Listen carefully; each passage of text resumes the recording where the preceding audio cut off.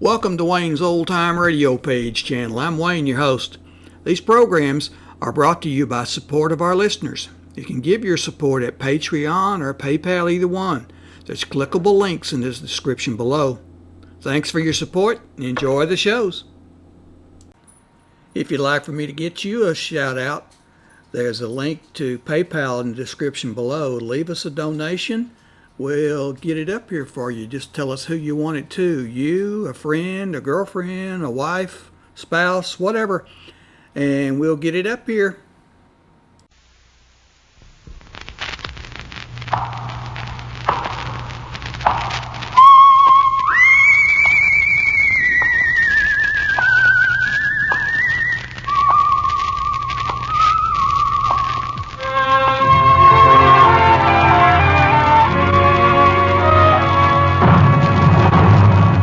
The Adventures of the Saint, starring Tom Conway.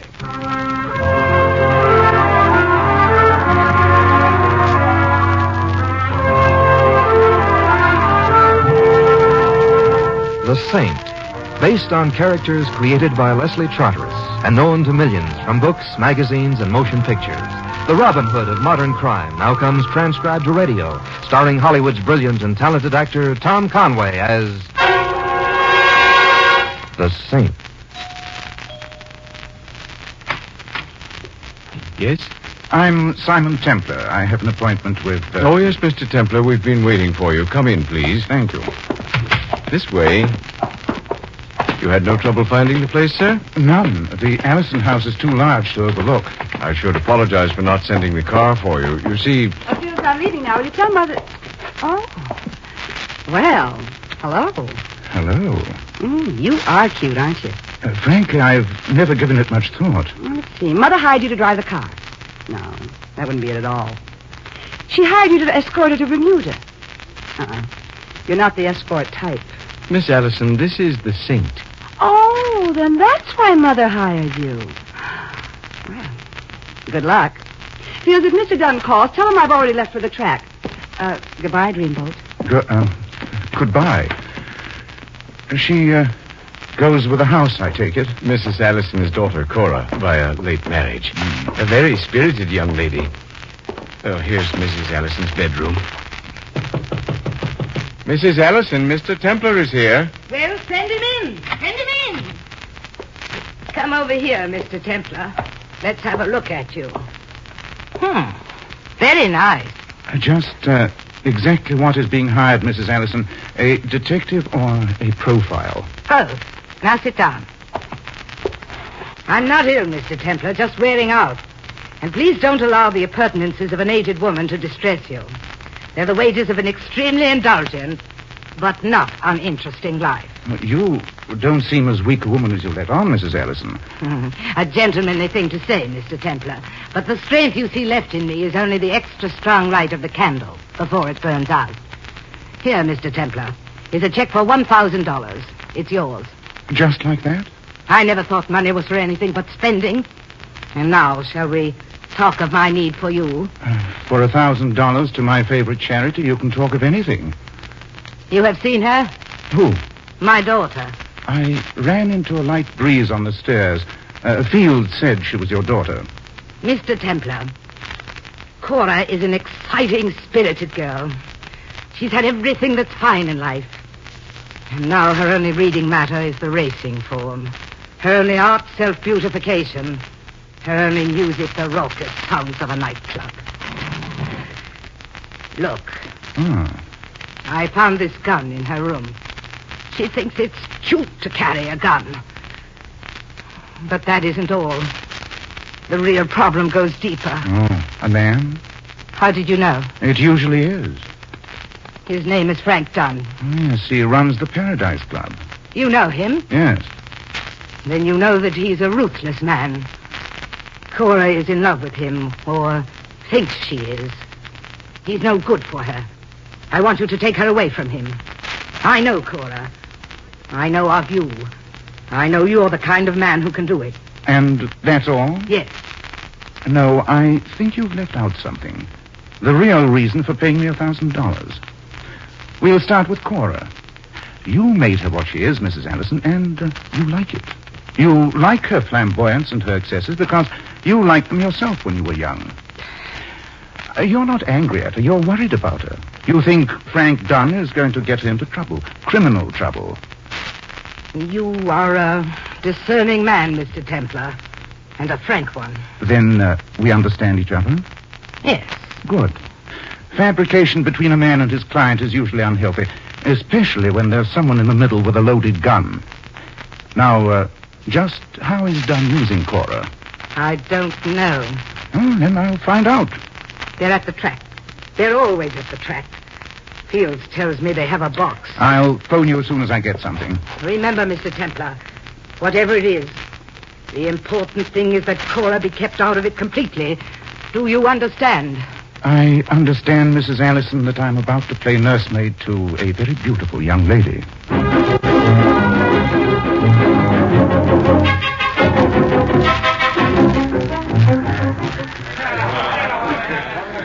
Tell me now, Frankie, which horse did you have? The winner, Cora. Oh, you always say that.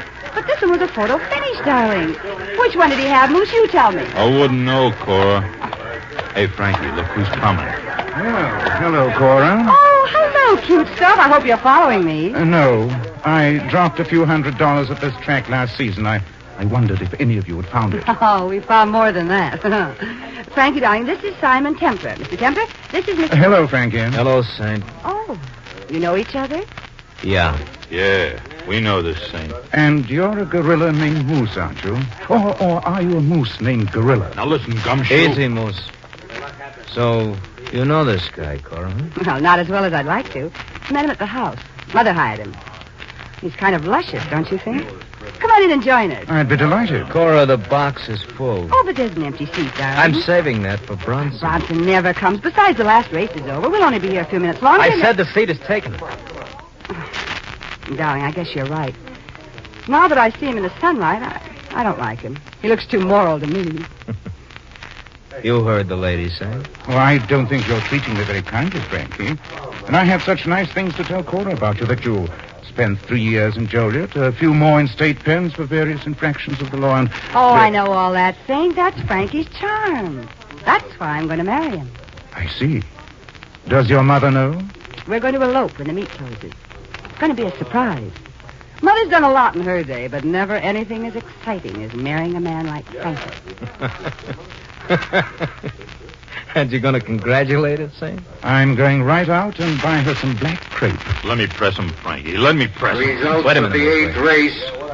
The winner, number 3, Inferno. Place, number 8, Happy Bride. Show, number 1, Hair Ace. The pari-mutuals are on the tote board. Official. Here's the win ticket, Cora. Go cash in. You did have Inferno. $100 is 11 to 1. Not bad. 4 winners today, 5 yesterday. Keep this up and you'll have as much money as your Allison. I'll be right back. All right. Picking a lot of winners, Frankie? Enough. What do you suppose is making you so lucky? Sunspots. Or maybe a system? I'd like to hear all about it. Oh, Kind of soft in the middle, huh, Templar? Now move along before your mouth gets you into more trouble. I'm going. Yeah. Oh, by the way, whatever happened to Patricia, Frankie? Seems to me you two were good and married. Look, you leave Patricia out of this, Templar. Just thought I'd ask. She was a nice kid. Seemed to love you, and I thought... Listen, wise guy. You keep pressing me like this, you're going to end up on a slab. Oh, beat it. Crowd's watching. Oh, I'll be glad to. That's the only way to stay ahead, Frankie. Take leave when you get a winner.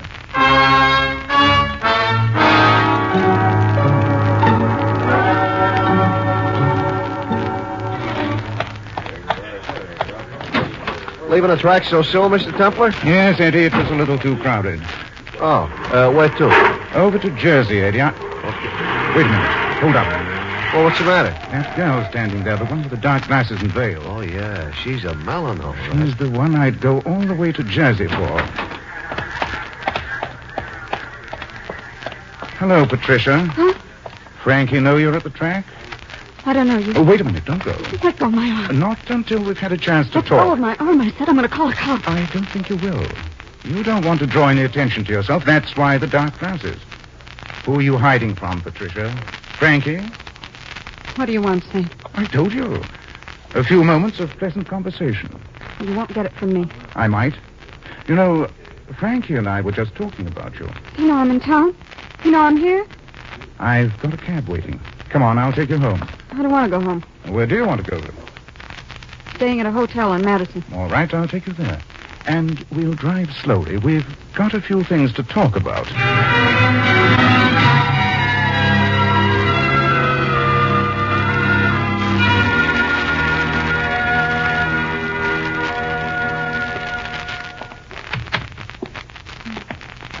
Thanks for the dinner, Saint. Thanks for being so talkative. Don't remember saying anything. You didn't. What's bothering you? Why did you go to the track and hide in the corner behind dark glasses and a veil? It's my business. Who's Bronson? Frankie mentioned him at the track. Who is he? Never heard of him. Frank is making a lot of money off the races. How's it done? Well, you can fix one race sometimes, but you can't fix 4 one day, 5 the day before, and I don't know how many before then. That takes a lot of organization. Does it? How do you feel about Cora Allison? The way all brunettes feel about blondes. That's a nice wedding ring you're wearing. I like it. You and Frank are still married? Why shouldn't we be? Well, no reason. Except it seems to me that if Frank is going to marry Cora in a few days, as he says, it'd be better for him not to be married to you. That's his problem. Sure you don't want to tell me about Bronson? I don't want to tell you anything. All right. I'll see you again. Don't bet on it. Frank, Yeah? does Frankie know I'm in town? That I've come over from Jersey? I don't know. Do me a favor, will you? Don't tell him I'm in town, no matter what. Don't tell him. Why not? Won't be good for me, that's why. All right, Patricia. I won't tell him.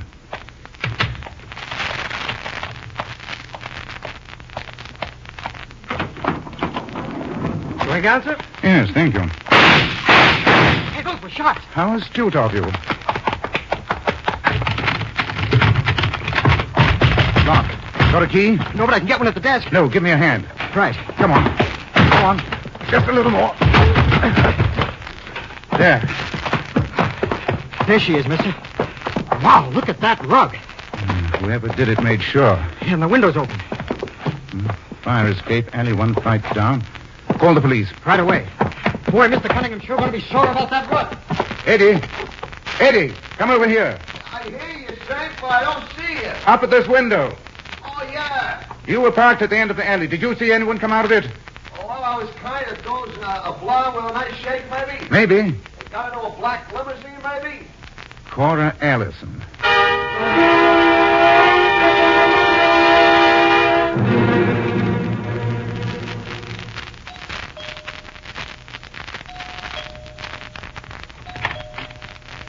Hello, Fields. Oh, Mr. Templar.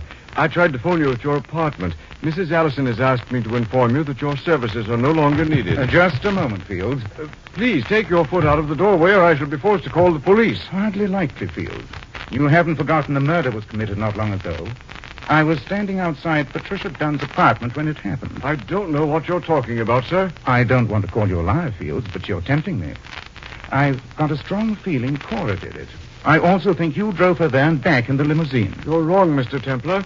I haven't left the house all afternoon, nor has the car left the garage. There you go again. I felt the hood on the limousine not 2 minutes ago. It's still warm.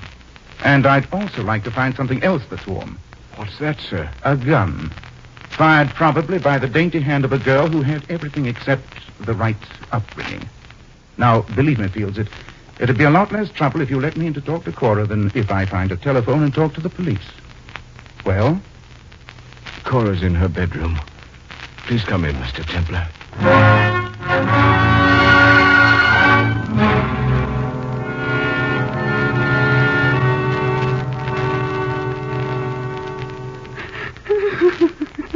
Cora, if you're going to keep on crying, we're not going to get anywhere. But I tell you, I didn't kill her. Yes, I heard you.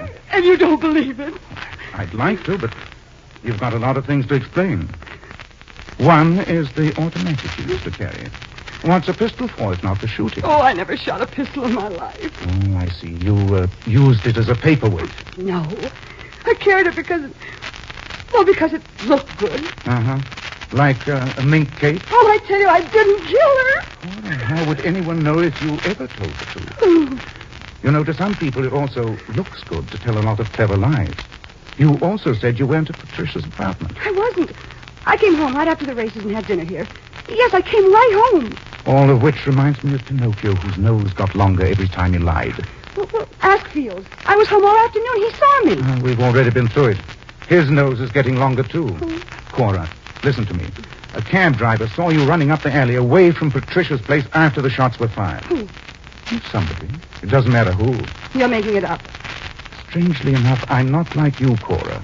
I don't think it looks good to make things up, especially when murder's concerned. The cabbie saw you and the limousine and Fields.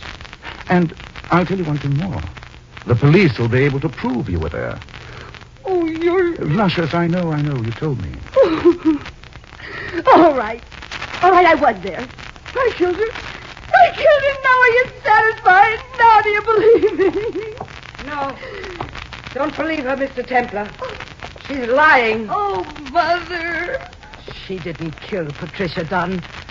I know because I did. I just phoned the police and confessed.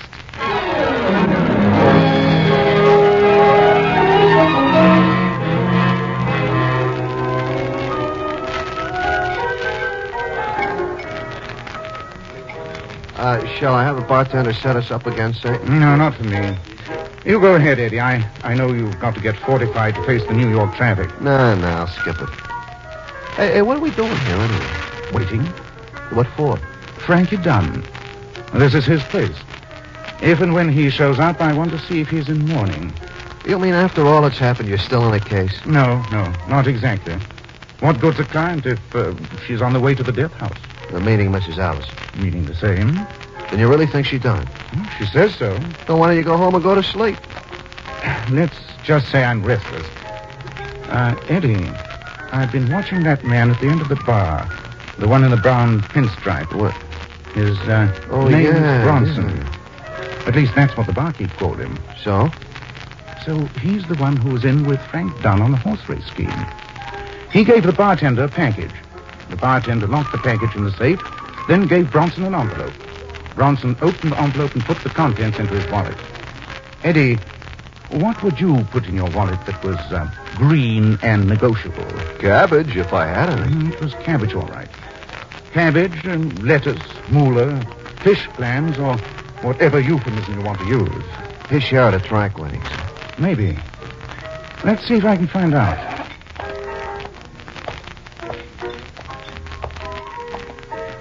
Good evening, Mr. Bronson. We have met. Not formally, but we have mutual friends. Frank Dunne, Cora Allison. They tell me you have a great way to beat the horses. A sure thing, until you're caught, that is. Who are you, young man? Superman. And my X-ray eyes penetrate your coat and see the money in your inside pocket. Your share of Dunne's track winning. You're the most absurd young man I've ever met. That money was for a package I'd left Mr. Dunne. Oh, and what was in the package? I fail to see how that's any of your affair. Let's just say it is and relieve my curiosity. Books, young man. I'm a book dealer. I have a shop on 3rd Avenue. You must come and see it sometime. The money Mr. Dunne gave me was simply payment for the books. They must be pretty expensive, but there was a lot of money in that envelope. Rare books. Tell me, young man, where did you ever get that delightful notion that I know how to beat the horses and that I'm involved in something with Mr. Dunne and, what was the girl's name? Cora Allison. Oh, yes. A charming idea. I'll tell you what you do, young man. You investigate me, and if you determine that I am engaged in something criminal, please inform me. I should be delighted to know. Now, goodbye, Mr. Templar. And don't try to follow me. Oh, of course not. It's bad manners, Mr. Bronson, to follow anyone who isn't female.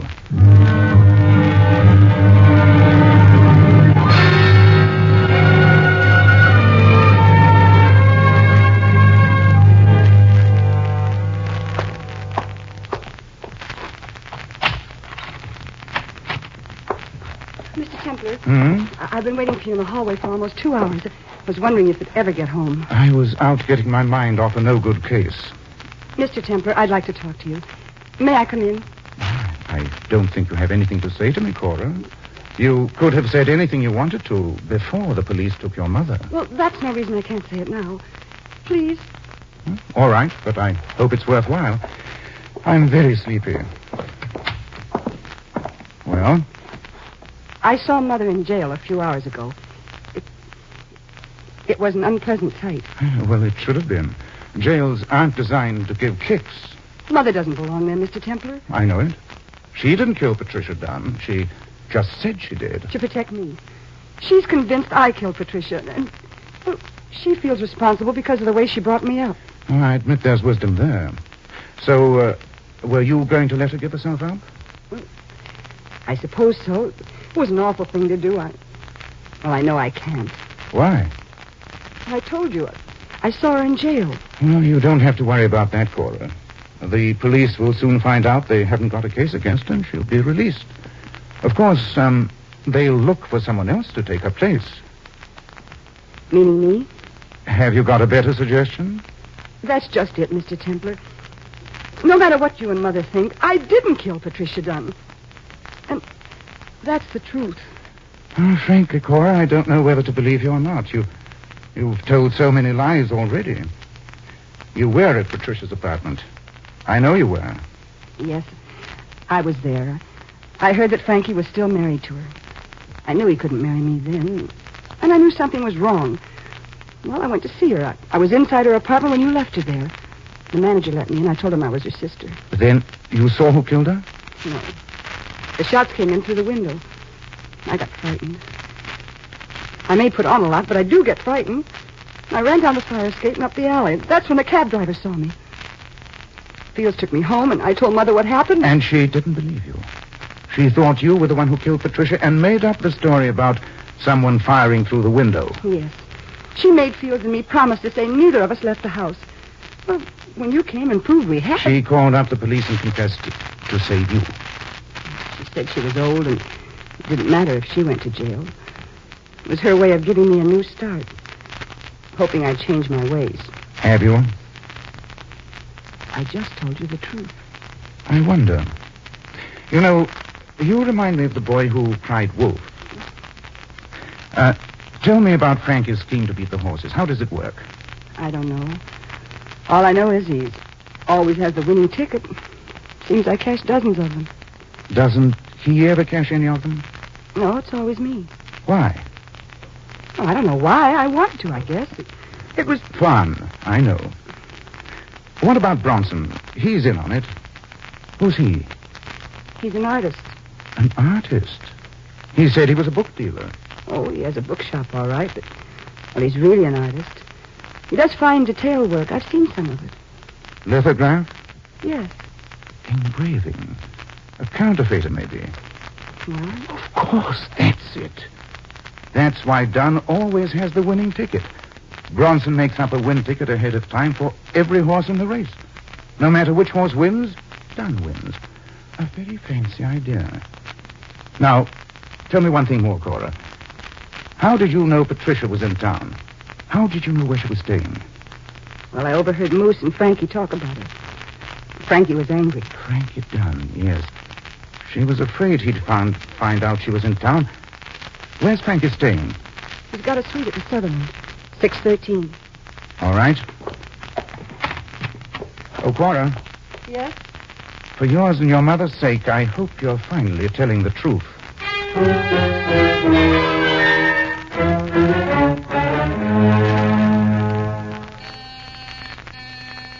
It's open. Come on in, Moose. I've been waiting for... Saint. Hello, Frankie. Overcoat on. Where are you going someplace? I am going someplace. Yes, but not where you think. You're going to change places with Mrs. Allison. That's very funny. Oh, I know all about the counterfeiting, Frankie. And I know Cora was used to front for you. You, with your reputation, couldn't keep cashing so many win tickets. Somebody would begin to wonder. But Cora was relatively safe.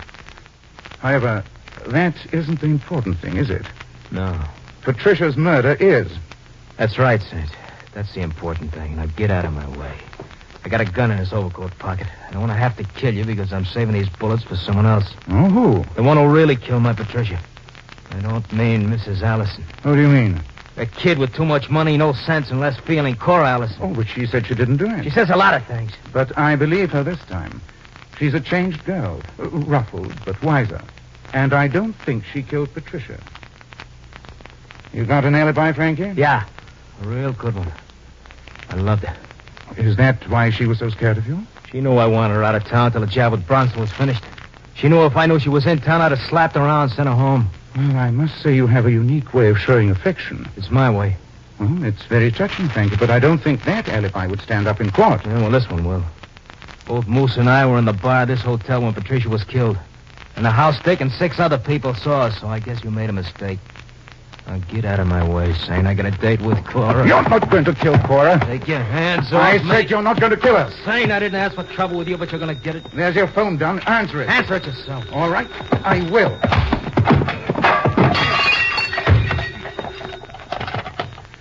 Hello? Frankie, it's Moose. I got a bullet in me. Listen to me. Listen to me. What is it, Moose?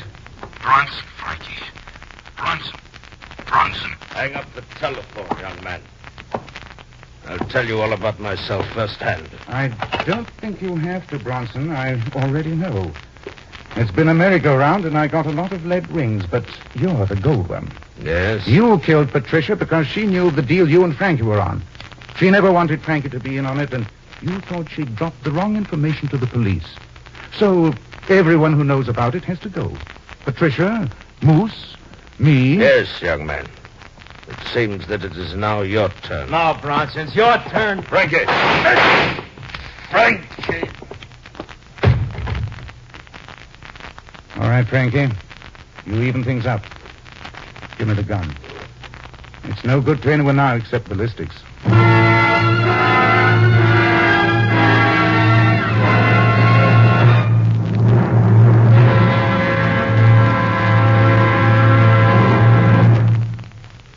You have been listening to another transcribed adventure of The Saint, the Robin Hood of modern crime.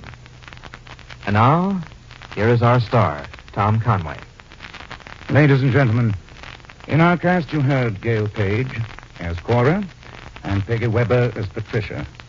Ida Reese-Merrin played Mrs. Allison. Barney Phillips was Moose. Tony Barrett, Frankie.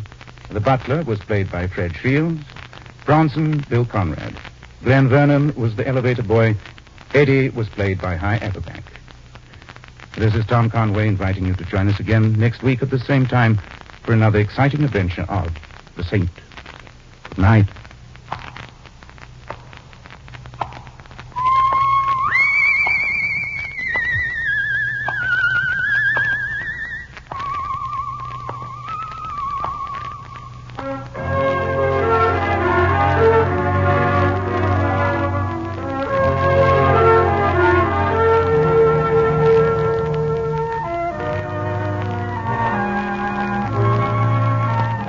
Tonight's script of The Saint was written by Larry Roman. The Saint, based on characters created by Leslie Charteris, is a James L. Safier production and is directed by Helen Mack. Tom Conway is soon to be seen in Warner Brothers production, Painting the Clouds with Sunshine. All you Saint fans will be glad to know that the Saint comic books are on sale at all newsstands. Your announcer, Don Stanley.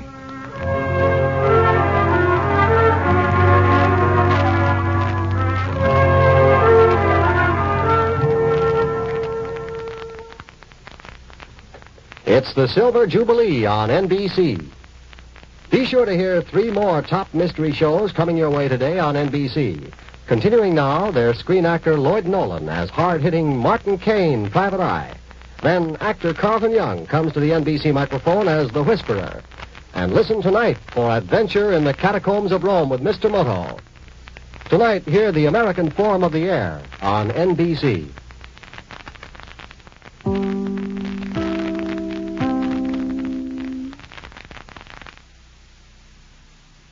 These programs are brought to you by support of our listeners. You can give your support at Patreon or PayPal, either one.